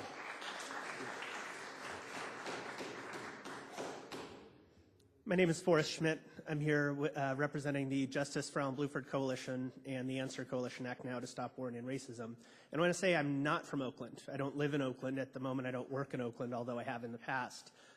Oscar Grant didn't live in Oakland when he was killed. He was coming from San Francisco. Alan Bluford didn't live in Oakland. He lived in Tracy when he was killed by a police officer in what is the enforcement of a de facto curfew in Oakland. So not being from Oakland, I didn't want to be presumptuous, and I was listening to the presentation. I was reading through the materials, and there's some impressive arguments, but then I realized there's this ancient Japanese art where you take a lump of feces and you massage it and you smooth it and you polish it, and it can get really shiny and beautiful. But it's still, you know what it is because it still smells. And we also know that no matter how great of a tool you come up with, you're handing it to essentially a Tyrannosaurus Rex on steroids, and you are responsible for handing that amazing, shiny, beautiful tool to a Tyrannosaurus Rex with steroids that already has this big, like, Batman equipment belt of tools to criminalize young people. And so you kind of have to expect that people not only in Oakland but all around the Bay Area are going to not be happy about this and are going to stand up against it. And so the further you go down this road, the more people you're going to see from Hayward and San Francisco and Tracy and Berkeley. And we've seen it. I'm from Fresno. I've seen what the curfew looks like. My brothers and I were all engaged in criminal activity most of our childhoods. We never got stopped. When we were stealing things, when we were selling drugs, we knew the best way to get caught was to do it with a person of color. And that when we wanted to visit our friends that were people of color, we needed to go to their house because they couldn't come out after 10 p.m. So please, if you want to be seen as more like Fresno, go for it. I'll leave it at that. Thank you.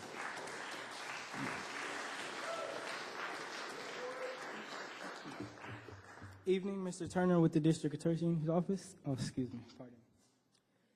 Good evening, everyone. I'm of association with the District Attorney's Office. I'm not here to speak on behalf of the District Attorney's Office. I am here in regards of my own personal matters. I, in particular, am neutral to the curfew law. Why?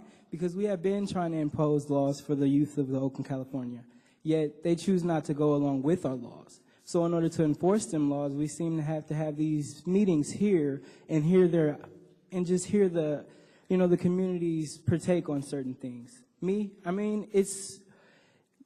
There's a saying that we say that it is what it is.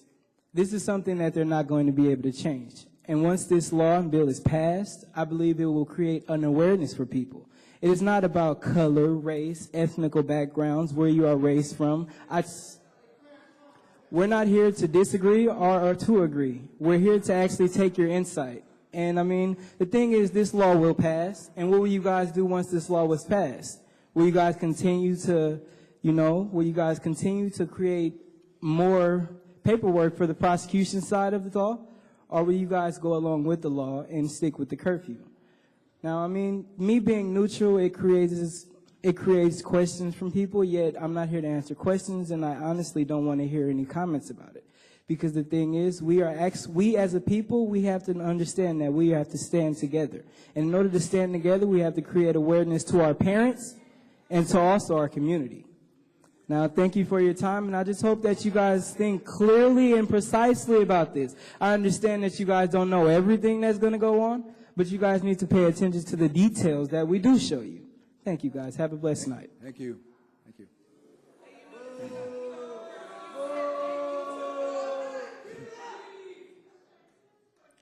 All power to the people. All power to the people. First of all, I'm going to point out some facts that everybody knows that. Your name, sir? My name is EJ, the Black Rider Liberation Party, New Generation Black Panther Party for Self-Defense, here to speak on behalf of Richard Jackson. So that's my name. Did you fill out a speaker card, sir? I'm taking the place for Richard Jackson. Okay. Did you fill out a speaker? I'm taking the talk time for Richard Jackson. Are you trying to, trying to attack my freedom of speech and speak here? No, you have your 2 minutes. Okay, then. So let me speak. What I'm going to say is, they just took 9 seconds of my time, is that we know that they don't have the interests of us. We know that what they're doing is injustice. We know that the police, when they, the 37 police officers that they hired and that they give money to for more guns, more badges, more handcuffs, more boots, all those things that attack us. So we know that, and they know that. So to come here and to ask them to change things, I guarantee that it's very slim that's going to happen. I've been affected due to, city laws being passed. My school was shut down in 2007 because they felt like we was inadequate of what we were learning, but they was really attacking us on our interests. They don't care about us. They don't care about our youth, our black and brown youth.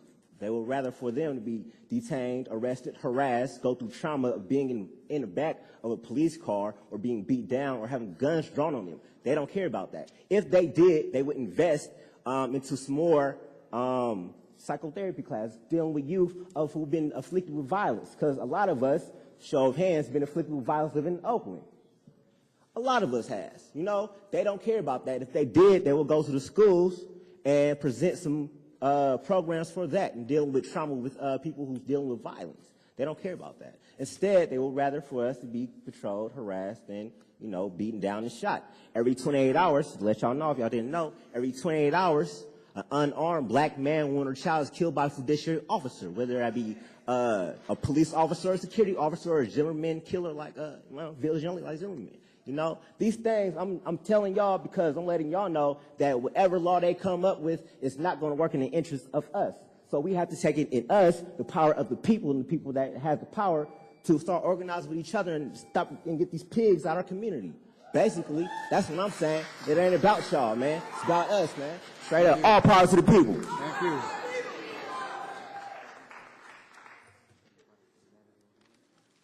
Good afternoon. I'm going to take Natalie Romeo's place. My name is Emilio. I think I'm going to make this short because I don't really got enough time. But I think this law is stupid, man, straight up. I'm from the hood, you feel me? But you don't see me getting shot at. You feel me? I'm at 10 o'clock at night, I like to rap. I express myself by rapping, but I don't rap about getting money, effing females, you feel me? I rap about how I see things and how I go through it. I'm gonna rap a little to y'all how I'm feeling about right now. I just made this up right now, you feel me? So it goes something like this. It's funny how y'all trying to make a law that turns a house into our own prison. Don't sit there and tell me to listen. I know what it is and what it isn't. It's for you, not for the use. What if at night I want to create something to hop up in the booth? God, you ain't coming out. You ain't coming out with the truth. You kind of drifted you kind of drifted a little too far from your own roots. You became a politician. You don't know what you in it for the loot. Don't take this personal, but we in it for the truth. I don't know. Just fucking with me, man. Thank you.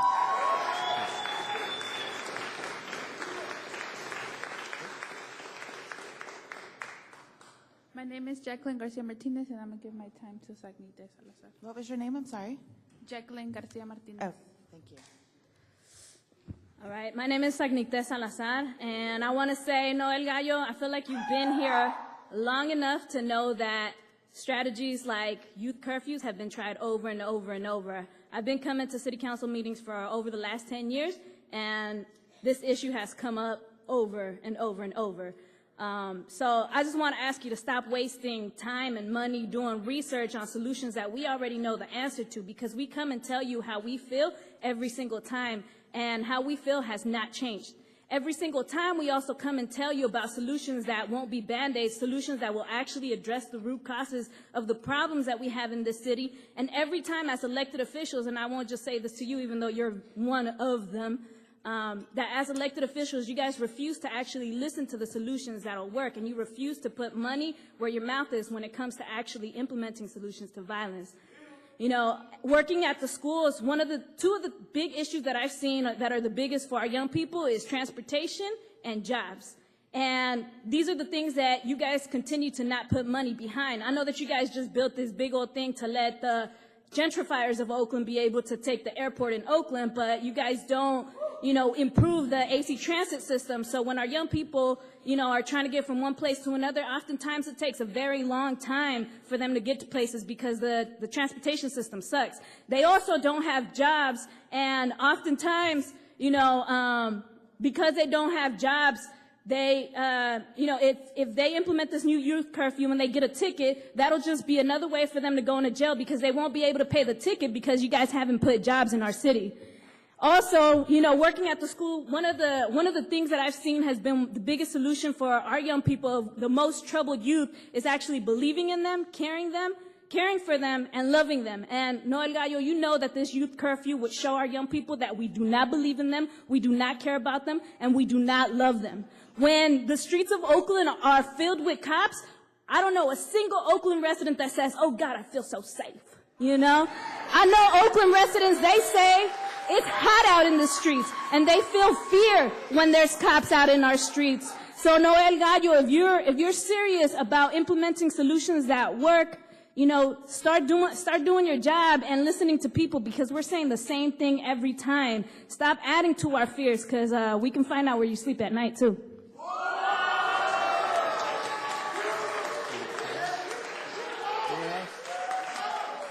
That's it?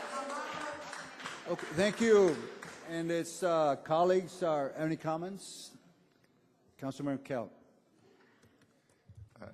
Thank you, Mr. Chair, and thank you all for your testimony and the words that you shared today and the thoughts and meanings behind those words. I appreciate that very much. I want to just make a few comments. I we'll probably have a little discussion as well. Let's see, where should I start? I guess one place I want to start, well, actually, let me start with this. I studied, the issue of youth curfews, nighttime. I'm sorry. I studied the issue of nighttime curfew. Could you hear me okay? Of nighttime curfews a couple of years ago, and again last year, and this year, of course. And my position, while I've researched it, my position hasn't changed. I continue to be against a nighttime curfew. I don't think it's productive. I agree with some of the things I heard today. There are other reasons that why a nighttime curfew is probably not a productive thing to do. That we didn't hear today, but I think there are a number of reasons why, especially a police force that is understaffed, I think it's not a good use of our time, of their time to focus on nighttime curfew enforcement. I'll say a little bit more about that in a moment. I do want to say something. While I certainly respect my good friend and colleague, Councilmember Gallo, and we may disagree on this particular issue, the nighttime curfew issue, but I don't have any doubt whatsoever in Councilmember Gallo's sincerity and genuineness in terms of his commitment not only to reducing crime, but his commitment to caring about our children and the future for our children. And while you could disagree on a policy and a pathway, a specific policy, I don't have any doubt whatsoever in Councilmember Gallo's genuineness and his commitment and caring for the youth of our entire city, and that is, there's no doubt in my mind about that. Let me say also that excuse me, that in my mind, the most important topic or subtopic, if you will, of the discussion tonight and of this broad range of issues, really interrelated issues, is the problem we have, not just in Oakland, but certainly Oakland is an example, of grade level literacy or lack of grade level literacy among a significant cross section of our young youth and teenagers in our city.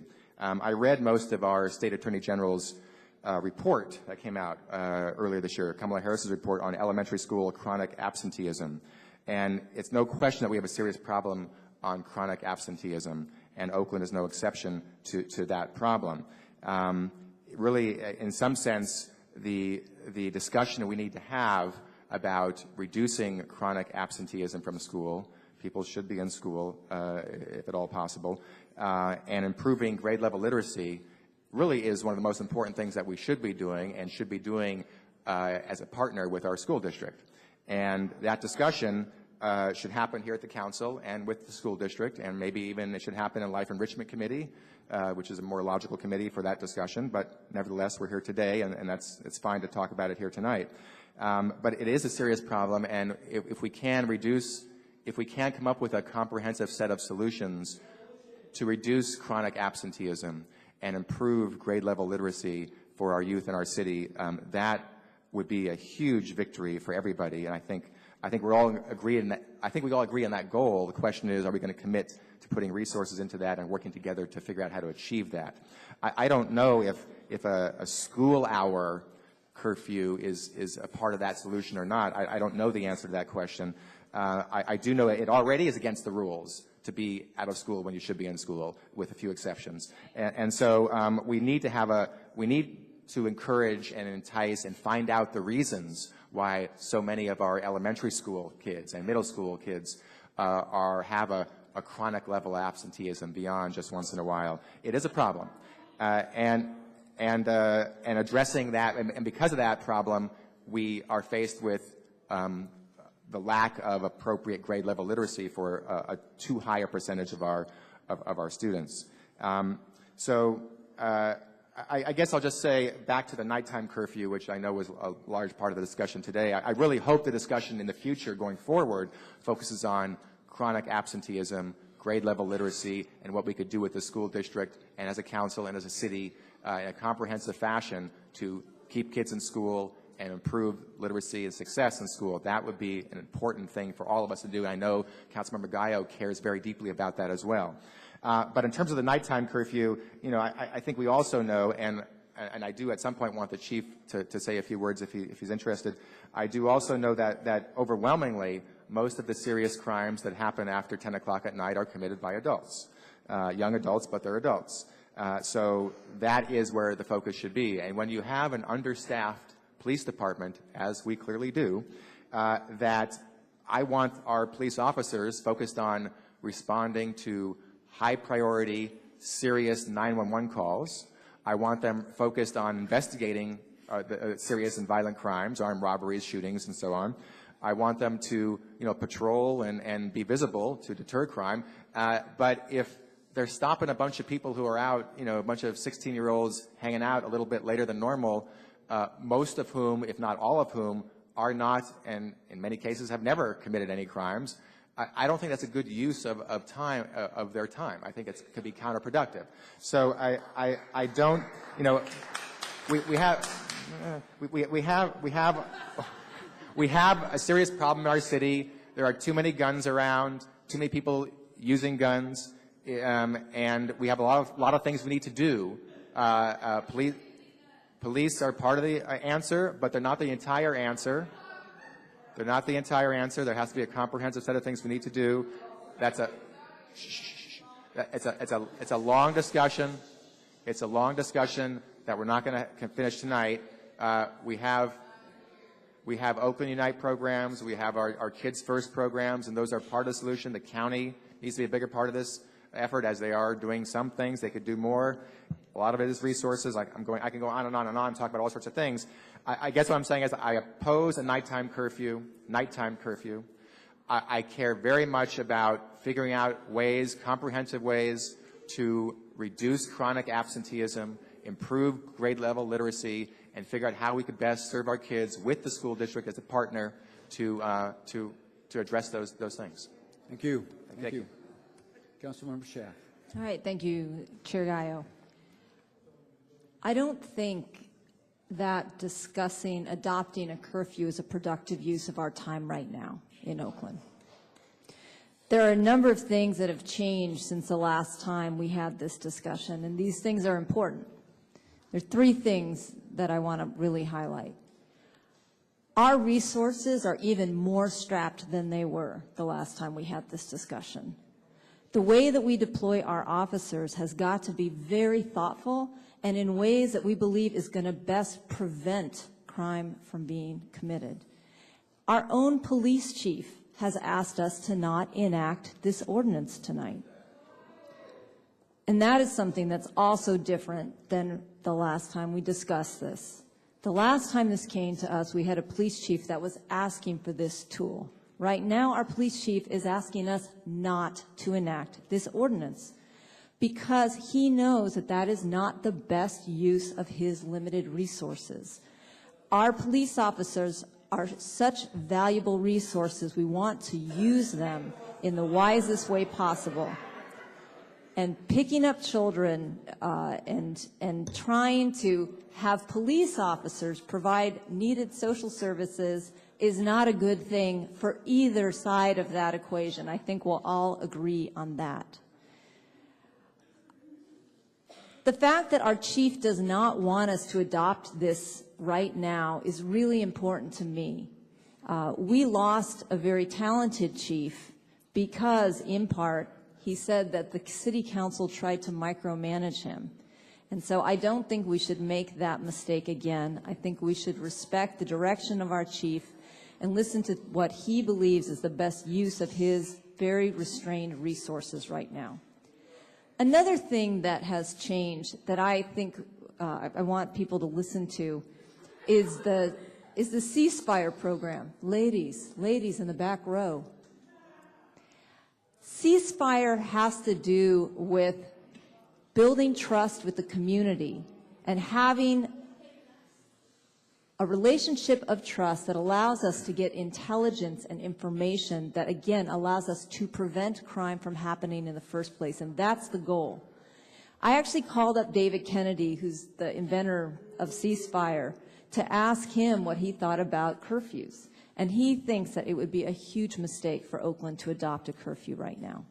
He thinks it would be very counter to the very good work and the great progress that we are making using the ceasefire tool of really talking and trying to create a social mandate for peace in our streets. The usefulness of that information that is built on a trusting relationship with the community is probably a far more valuable resource for our police officers than the ability to enforce a curfew. So there are some things that have not changed since the last time we took up this issue.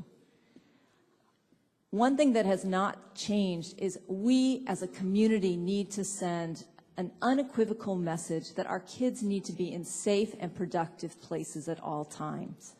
But I think that we are here tonight to say that the police department is probably not the best enforcer of that norm. But that doesn't mean that that isn't a norm that we as a community should embrace and work on enforcing. The other thing that hasn't changed is that we have a serious problem and a real disparity as far as school outcomes. And the chronic absenteeism is, people talked about the word shame, that is shameful. Not just that our children are not attending school, but the disparity that African American boys are attending school and have a chronic absenteeism rate that is so much greater than any other group, that they are being suspended for disciplinary problems at a rate that is so much higher than any other group, that they are dropping out of school, that they are not graduating at a rate that is higher than any other group. That needs to be talked about and examined, and I hope that one of the things that can come out of tonight is that we continue that conversation because it is an important one. The other thing that has not changed since the last time we took this up is that the citizens of Oakland are really fed up with being afraid of crime in their streets. And we cannot in any way belittle that frustration and their anger that they feel like we here on this dais are not doing enough to address their very legitimate concerns. And so it is with that pressure that we are constantly being asked to consider policies like this, that we are hearing every day calls from people that have had guns put in their faces, that have been shot at, people that have lost their children to gun violence in this city. And there is nothing that is more difficult than to hold that grief and that sorrow. But in our emotion and our desperate desire to address what is so wrong in this city, we still have to be thoughtful about how we deploy our resources, and we also have to stick with some of the procedures, the programs, the policies that are working, like ceasefire, and stay disciplined, stay the course, and not be distracted. And I do believe that this is a distraction. It is not a good use of our resources right now. A better direction would be to focus on these issues about why kids are not in safe places, why there are such disparities in these educational outcomes. And I want to point to some very good work that is being done by the Chronic Absentee Committee of the Mayor's Education Cabinet. It's being led by Teresa Drenick and another Teresa and Teresa, also a member of the Oakland Unified School District. And I actually was working for Mayor Jerry Brown when Teresa Drenick was heading up the truancy centers in Oakland. And people had mixed feelings about their effectiveness. But there's a lot of history in this city. There are a lot of people that have been dealing with this issue in a passionate and productive way for many years. And so I would be interested, whether it's at this committee or at the Life Enrichment Committee, to hear more from those experts, to hear what the work is that they're doing, to see where they believe this council can lend support to their efforts, because I know that we are all in agreement, and again, Councilmember Gallo, I so admire and salute your passion, your just burning desire to make a change and to improve the situation. So I would be interested to hear from them about what actions we can take right away to make a difference with this problem. Thank you. Thank you. Councilmember McElhane. Thank you, Mr. Chairman. To my colleagues for your thoughts, and really to each of the speakers who came out tonight, particularly the young people who have spoken. I've been so very touched by your words. One of the things I think it's good to keep in perspective is that when discussions come to the committee level, it's not yet law. And I appreciate that, Councilmember Gallo, that you framed it as a discussion document. There's no resolution in front of us to talk about law. And that what we're really here to talk about are the issues. And I appreciate those of you who can really wrestle with this and hold the tensions between how do we get the community safe, how do we address these deep and systemic issues, how do we minimize the damage of failed national policy in our own city. There's those of you who have talked a lot about just a national failure of creating the appropriate resources for us to command or to control, to direct in the appropriate places. We're saying this at a time where the federal government is under sequestration, and even the few safety net policies that we have to help minimize the negative impacts of poverty, whether it's the SNAP, the food stamps program some of the speakers have referenced tonight, the funding for Head Start that allows us to get a good education, an early start on education to deal with issues of family stability as well as educational attainment. I have been on record as saying I'm not for curfews, not as a broad statement, particularly nighttime curfews. I have read and studied just a little bit, and the most notable one where there seemed to be a successful limited duration use of a curfew was in the Atlanta model I talked about earlier, where it wasn't an ongoing effort, it was a specified, timed effort to impose curfews to save young women's lives. And they had some success with that. But they are troublesome for the reasons that the speakers have so eloquently noted tonight. I appreciate Councilmember Schaaf's comments about staying the course and staying disciplined. Earlier this year, this council undertook a series of controversial decisions to hire nationally recognized experts to give us long-term and short-term crime reduction strategies. We did that with another multi-hour hearing that ended well into the morning hours. But we thought it was really important that we hear from national experts to evaluate what's going right in our department, what's going wrong, how to give guidance to the chief, to the department on how best to deploy our limited resources. And when I look at those strategies that have come out from the Strategic Planning Partners team, youth curfew is not among those things that have been identified. It's not part of the game plan, so to speak, right now. It's not where we would get the best bang for our law enforcement buck. So it is a bit, I think, of a distraction to talk about the tool, but I think it's incredibly valuable, Mr. Chairman, for us to talk about the issues that you've cited and to really care about our kids and to figure out what are the things that we can do within our control. I too, like you, Councilmember Schaaf, would love to hear what's coming out of the mayor's task force. And I also know that the OUSD truancy task force, the attendance task force, has been wanting to engage the council members on something that we could do comprehensively so that we can understand for the daytime curfew kind of hours what's going on with truancy, understanding where our truant students live, where they go to school, what are their academic statuses, what are the things that contribute to it? Is it family instability? Is it hunger? Is it a lack of transportation? As one of the speakers talked about tonight, that our transportation systems are sometimes lacking. Is it that we need to get people the appropriate mental health services or to deal with the trauma that we know many youth in Oakland are dealing with? How do we take the information and the data and put it into a useful way? And how do we help deal with this issue when it comes to our own department?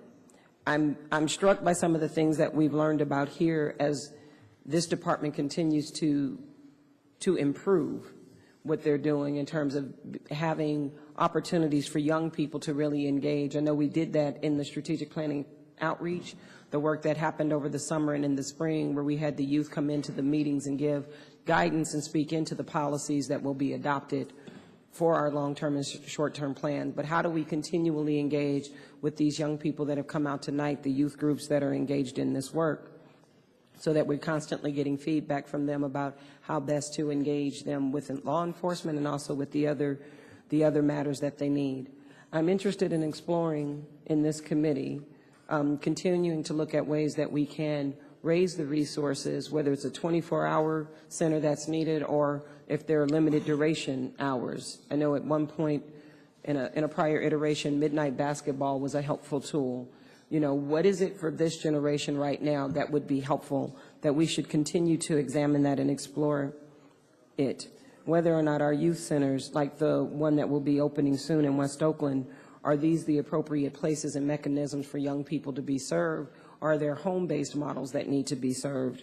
That young, is particularly struck by one of the young speakers who talked about caring for his little brothers. What are the appropriate resources? How do we raise a visibility or a light to our own DHS department, but also working with the county social services to figure out what supports are necessary for young people who are caring for their underage children, siblings at home, or maybe even their own kids. Chairman Gallo, as we continue the examination, I am particularly struck by the undocumented speakers who came tonight.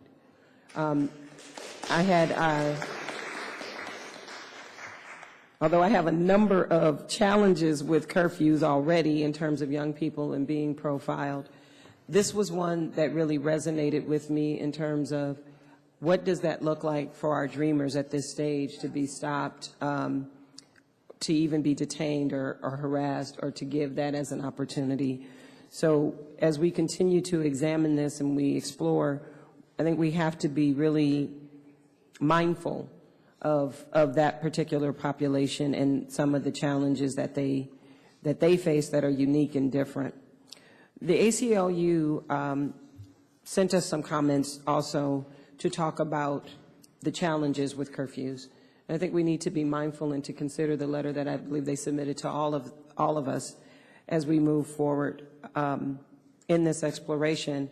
And I really want to adopt the young woman who, I think it was Jess, who said, lead with our meaningful intention, and that we start with the solution and not the criminalization, and that we begin to explore and open up our minds to how do we reframe the discussion so it invites more engagement and more possibilities. So I don't know, is it appropriate to make a motion now, Mr. Chairman? So I would move that we accept this informational report and that we call for an ongoing discussion with OUSD, the nonprofit community, and our county partners to understand a deeper analysis, to bring in key experts on both the issues around truancy and literacy, that we engage with the mayor's task force so that we can actually bring in some learning and figure out what policies we might adopt from the council that could support that work, having it really fully informed by the experts in this area. Second. With one request for a friendly amendment. Yes. I think OUSD is trying to get all of us to stop talking about truancy and start talking about chronic absenteeism. Because whether you have an excuse or not, if you're missing school, you're not learning. Accepted. Thanks. So on the issue of chronic absenteeism, and I, again, just to appreciate the courage it takes to delve into this very tough discussion. But I really want every young person, those who came to the chambers tonight, those of you who are advocates in the community, to understand there's no intent by this council. We are all parents and grandparents, at least for myself, I'm a mother, an aunt, grandmother, godmother of incarcerated youth, people who have been in and out of the system, so I understand how difficult and painful this is on many sides. So what we're doing here is really trying to elevate this to the level of importance that will fill these seats and begin to have us engage in different ways and more constructive ways around caring for our children. I know Libby has kids, and Noel's family is deep, deep.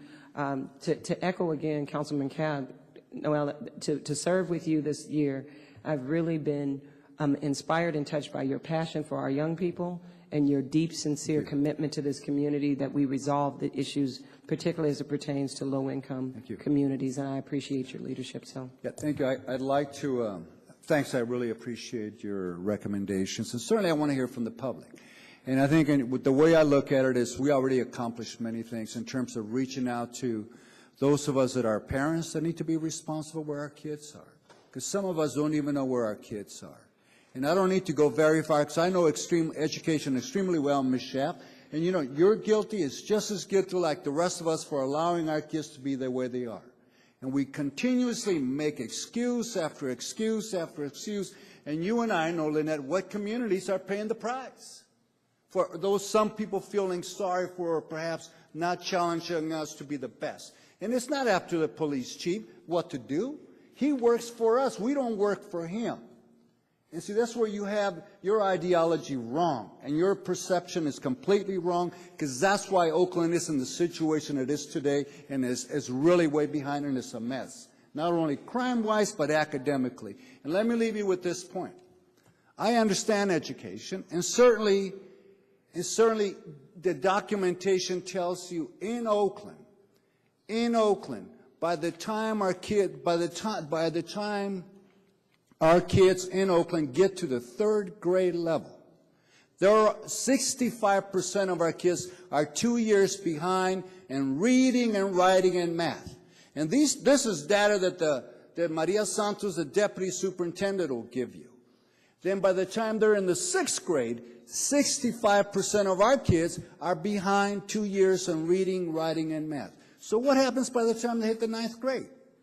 I made algebra mandatory in the 9th grade. If you can't read or write or do mathematics and allow all the excuses why you cannot succeed, 2 communities are paying that price. 2 communities are, you can laugh all you want, but that's my people. And that's being documented. And the other fact that I'll share with you is that when it comes to the business community, and I've seen plenty of evidence that says that within 5 years, you're going to be required, mandated to have at least an A degree, which is a junior college degree, to be able to get a job that can halfway support your family and be able to compete. But they also tell you right after that percentage, they tell you that only 25% of the African-American students and only 25% of the Latino students will have that requirement. So what happens to the rest of us that don't have that degree? And I think you don't have to go very far, because you look in these streets, right now the competition in this city, the competition in this country has changed dramatically. So my ultimate goal is to educate my community. We got to get to school to be successful in this city, in this state, in this country. Because in the American society, don't let anyone fool you. In this American society, we are judged by our high school degree, by our UC, or by our college degree. And that's just the way it is. I didn't make up those rules, but that's the way it is. So don't you let anyone ever tell you, that going to school is not of the utmost importance. And don't let anyone tell you that you being on the street, being 10 o'clock is an okay thing to do. Because it's not. We should be at home studying, doing our homework, and helping our mom and dad, or whoever we have. And that's the thing that I'm after. But don't take any excuses, because this city, in this council chambers, has been making excuses time and time again. And guess what? You want to read the numbers? Who's committing the crime? Who are the victims of crime? And in what neighborhoods is that happening? It is happening in my neighborhood. And you know what? I get this council and I get this leadership always make one excuse after another. And so that's what I'm trying. But I'm glad you came. I heard you loud and clear. You know how I feel and what I want to do to support, and other people feel differently, but I want to be responsible for my kids and my neighborhood. So I take your recommendation, and we'll accept that and move on to deal with the issue of truancy in education, and we'll keep it at that, so we'll get together and be able to formulate that. But don't feel sorry and don't make any excuses for my kids, because I believe they can do better. I have higher expectations for them, and God gave us the intelligence to compete with anybody, and that's what I'm ultimately after. So I thank you with that, and we'll move on to the next item.